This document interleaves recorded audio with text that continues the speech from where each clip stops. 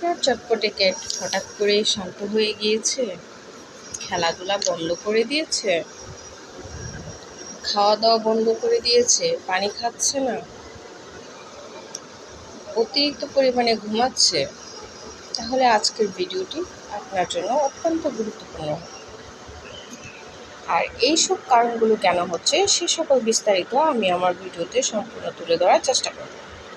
আসসালামু আলাইকুম, সবাই কেমন আছেন? আমি আলহামদুলিল্লাহ ভালো আছি। সকল ক্যাটের জন্য আমার রইল আন্তরিক শুভেচ্ছা এবং দোয়া ভালোবাসা।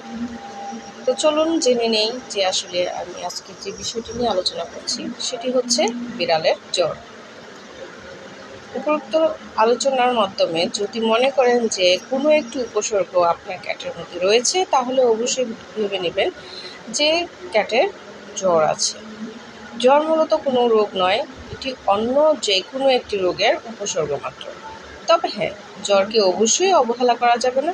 যদি শরীরে স্বাভাবিক তাপমাত্রা থেকে অতিরিক্ত পরিমাণে তাপমাত্রা থাকে, তাহলে বিড়ালের জ্বর হয়ে থাকে। আর এই জ্বরের কারণে কিন্তু বিড়ালের মৃত্যু পর্যন্ত ঘটতে পারে। বিড়ালের স্বাভাবিক তাপমাত্রা হচ্ছে 100 থেকে 102 ডিগ্রি ফারেনহাইট।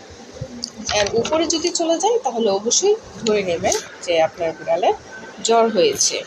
অতিরিক্ত তাপমাত্রা থাকার কারণে ভাইটাল অর্গান নষ্ট হয়ে যাওয়ার কারণে বিড়াল কিন্তু মারাও যেতে পারে। তো শুরু থেকে সতর্ক হলে অবশ্যই তাকে চিকিৎসা করা যায় এবং দ্রুত সুস্থতা দেওয়া যায়। তো প্রথমেই জেনে নেই যে জ্বরগুলো কেন আসে, কি এফেক্টের কারণে জ্বরগুলো হয়ে থাকে। প্রথমে হচ্ছে বিড়ালের পেটে যদি কৃমি থাকে অথবা ব্যাকটেরিয়া থাকে অথবা কোনো ভাইরাস দ্বারা আক্রান্ত থাকে, তাহলে জ্বর আসবে। ভাইরাল কোনো ইনফেকশন যদি চারপাশে থাকে, সেক্ষেত্রে বিড়ালের জ্বর আসার সম্ভাবনা থাকে। ফাঙ্গাল ইনফেকশন যদি অতিরিক্ত থাকে, সেক্ষেত্রেও বিড়ালের ঘন ঘন জ্বর হয়। প্যারাসাইট দ্বারা যদি আক্রমণ থাকে, তাহলে বিড়ালের জ্বর হয়। টিউমার এবং ক্যান্সারে আক্রান্ত থাকলে সেক্ষেত্রেও জ্বর হবে। এফআইপি নামক একটি ভাইরাল রোগে যদি আক্রান্ত হয়ে থাকে, সেক্ষেত্রে বিড়ালে কিন্তু জ্বর আসবে।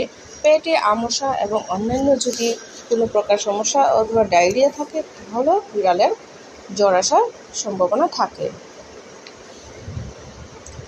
তাছাড়া বিড়ালের যদি ভিতর কোনো ইনজুরি অথবা বাহিরে কোনো ইনজুরি থাকে, সেক্ষেত্রে কিন্তু বিড়ালের তাপমাত্রা বেড়ে যায়, যেটাকে আমরা জ্বর বলে থাকি। টক্সিন প্রয়োজন অথবা অতিরিক্ত পরিমাণে মেডিসিন হাই পাওয়ারের যেগুলো বিড়ালের সাইড এফেক্ট রয়েছে, সেগুলো যদি সেবন করা হয়, তাহলে বিড়ালের জ্বর আসার সম্ভাবনা থাকে। যদি আপনার ঘরে থার্মোমিটার না থাকে, তাহলে আপনি কিভাবে বুঝবেন যে আপনার ক্যাটের জ্বর হয়েছে? নর্মালি আমরা জানি যে বিড়ালের যে নাকের এই অংশটুকু খুব ঠান্ডা থাকে। তো এই জায়গাটা যদি আপনি হাত দেন, জ্বর থাকলে অবশ্যই আপনার গরম লাগবে। অথবা কানের ভিতরে যে অংশটা থাকে সেটাতে যদি আপনি হাত দেন, তাহলে আপনার ক্যাটের তাপমাত্রা অনুভব হবে, স্বাভাবিক থেকে একটু বেশি তাপমাত্রা অনুভব হবে। এটা হচ্ছে ঘরোয়া পদ্ধতিতে আপনি জ্বর মেপে নেবেন। তাছাড়াও কিন্তু এটা আসলে সঠিক নয়। আপনি অবশ্যই থার্মোমিটার ইউজ করবেন। থার্মোমিটার যদি 101 থেকে 102 থাকে, তাহলে বিড়ালের সেটা স্বাভাবিক তাপমাত্রা। যদি তার থেকে একটু বেশি উঠে, তাহলে বিড়ালের জ্বর। আর কখনোই বিড়ালকে আপনি নিজে অভিজ্ঞ না হলে ওষুধ দিবেন না, ভেটের সাথে কথা বলবেন। বিড়ালের জ্বর হলে মূলত কি সমস্যা, খাবার দাবারে কি সমস্যা হয়? বিড়ালের জ্বর যদি আসে, তাহলে সে অতিরিক্ত পরিমাণে ঘুমায়, ঘুম থেকে উঠতে চায় না, ঝিমাতে থাকে, সে খেলাধুলা করবে না, চঞ্চলতা তার একদমই চলে যাবে, সে পানি খাওয়া বন্ধ করে দেবে। অনেক সময় দেখা যায় যে যদি তার ইউরিন ইনফেকশন থাকে, তাহলে সে বারবার লিটারে যাওয়ার চেষ্টা করবে এবং সে ওখানেই বসে থাকবে, কুঁজু হয়ে বসে থাকবে। অনেকটা আমরা যে ফ্লু হলে যেরকম বলি যে কোকড়া হয়ে বসে রয়েছে, ঝিমাচ্ছে, ঠিক সেম ঘটনাগুলো আপনার সামনে সে ঘটাবে, যাতে আপনি বুঝতে পারেন যে সে অসুস্থ। যদি থার্মোমিটার থাকে, তাহলে অবশ্যই আপনি থার্মোমিটার দিয়ে মেপে নেবেন। থার্মোমিটার দিয়ে বিড়ালের কোন অংশে জ্বর মাপবেন সেটা আমি স্ক্রিনে দিয়ে দিব, আপনারা দয়া করে দেখে নেবেন। বিড়ালের যদি জ্বর থাকে তাহলে মুখ হা করে আপনি যদি তার মুখের কাছে নাক নেন তাহলে দেখবেন যে তার মুখ থেকে গন্ধযুক্ত নিঃশ্বাস আসতেছে, সে পানি খাওয়া একদমই কমে দেবে। এখন হচ্ছে আপনার ঘরে যদি একাধিক ক্যাট থাকে সেক্ষেত্রে আপনার অবশ্যই এই জ্বর আক্রান্ত যে ক্যাটটা রয়েছে তাকে অবশ্যই আলাদা করে দিবেন, কারণ জ্বরটা কেন আসছে যেটা যতক্ষণ আইডেন্টিফাই না করা হচ্ছে ততক্ষণ পর্যন্ত অন্যান্য ক্যাটগুলো রিস্ক থাকে। যতদিন না পর্যন্ত আপনার ওই ক্যাটটা সুস্থ হচ্ছে ততদিন অন্যান্য ক্যাটগুলোকে তার থেকে দূরে রাখবেন।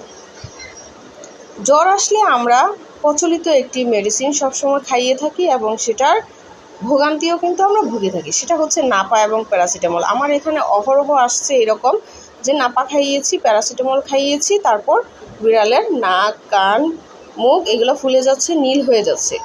আপনারা কি জানেন যে বিড়ালকে নাপা এবং প্যারাসিটামল খাওয়ালে সেটা বিষক্রিয়া হয়ে যায়, তাতে পাকস্থলীতে টোটালি বিষক্রিয়া হয়ে যায় এবং সেটার সাইড এফেক্টই হচ্ছে মৃত্যু। বিড়াল খুব কমই বেঁচে থাকে। একদমই যারা শুরু বিড়াল পালন করছেন তাদের হয়তো বা এই জিনিসটা জানা নাই, কিন্তু আপনারা দয়া করে এই কাজটা কখনই করবেন না। তারপরে যদি বিড়ালের জ্বর আপনি দেখেন যে আপনার ক্যাটে জ্বর আসছে, অবশ্যই ভ্যাটের সাথে কথা বলবেন, কী কারণে জ্বর আসছে সেটা সঠিক তথ্য জেনে তারপর মেডিসিন দিবেন। আমি প্রথমে বলেছিলাম জ্বর আসলে অন্য রোগের উপসর্গ, তো সেই রোগের ওষুধ যদি না খাওয়ানো হয় জ্বরটা কমার সম্ভাবনা থাকে না। নর্মালি যদি কোনো বিড়ালের জ্বর আসে তাহলে 24 ঘন্টার ভিতরে সেটা ভালো হয়ে যায়, তারপরে যদি না হয় 2 থেকে 4 দিনের মধ্যে ভালো হয়ে যায়। আমরা অনেক সময় কী করি, জ্বর দেখে ঘাবড়িয়ে যাই এবং বিড়ালকে ইনজেকশন দিই, তাড়াহুড়ো করে ইনজেকশন দিই। বিড়ালের যে জ্বরের যে ইনজেকশন সেটা কিন্তু বিড়াল কখনোই নিতে পারে না। অনেক ক্যাট রয়েছে যারা নিতে পারে, কিন্তু বেশিরভাগ ক্যাটগুলোই ইনজেকশনের ফলশ্রুতিতে কিন্তু মারাও যাচ্ছে। আমার নিজেরও একটা ক্যাট মারা গিয়েছে ইনজেকশনের কারণে। তো যাই হোক, ভ্যাটদেরকে দোষ দেওয়া যায় না, ভ্যাটরা অবশ্যই ভালো চিকিৎসা করেন, কিন্তু তার কপালে মৃত্যু ছিল, এর জন্য সে মারা গিয়েছে। আমি জানি যে বিড়াল জ্বরের জন্য কী মেডিসিন দিতে হয়। আমি ইউটিউবে কখনোই আমার মেডিসিনগুলো দেই না, এই কারণেই আমি যতটুকু বুঝি আপনারা ততটুকু জানেন না, বুঝেন না। আপনাদের যদি মনে হয় যে আপনার ক্যাট অসুস্থ, অবশ্যই আমার আইডিতে আসবেন, আমার কমেন্ট সেকশনে কমেন্ট করবেন, আমি আমার সাধ্যমতো সবাইকে চেষ্টা করি আনসার দেওয়ার জন্য। আর যদি খুব বেশি গুরুত্ব থাকে অবশ্যই আমার ফেসবুকের লিঙ্ক দেওয়া রয়েছে, সেখানে গিয়ে ক্লিক করে আমার মেসেঞ্জারে আপনাদের মূল্যবান তথ্যগুলো দিবেন। আমি যখনই আসব আপনাদের সহযোগিতা করার জন্য আপ্রাণ চেষ্টা করব, কারণ আমি যেহেতু প্রাণী লাভার, আরেকটা প্রাণী লাভারের দুঃখ কষ্ট অবশ্যই ভালো বুঝি।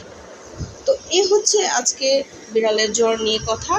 যদি আমার ভিডিও ভালো লাগে, আমি যদি আপনাদের কিঞ্চিত পরিমাণ ভালো ইনফরমেশন দিতে পারি, তাহলে অবশ্যই আমার চ্যানেলকে সাবস্ক্রাইব করবেন, লাইক করবেন এবং শেয়ার করবেন, বন্ধুদের সাথে শেয়ার করবেন। এতটুকু আমার অনুরোধ রইল। আপনাদের আশেপাশে সবাইকে আমার ভিডিওটি দেখার জন্য আমন্ত্রণ দেবেন। আজ এই পর্যন্তই। সবাই ভালো থাকুন, সুস্থ থাকুন। আল্লাহ হাফিজ। আসসালামু আলাইকুম।